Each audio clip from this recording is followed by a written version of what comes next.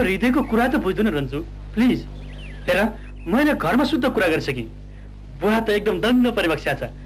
मुवाले त आजै लिएर अहिले लिएर भनिसक्यो। नपत्या गएर सोध तिमी।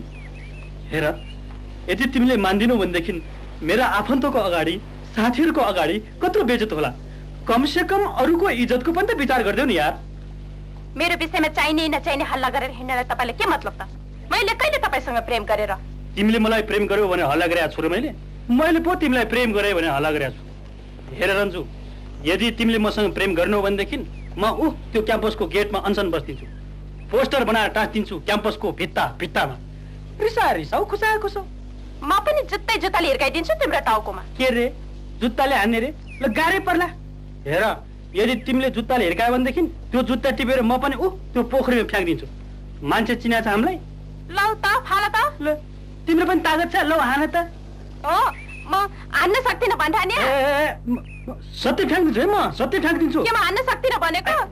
के तिमीले पनि फ्याँक्न सक्दैन भन्ठानेको? लु खा।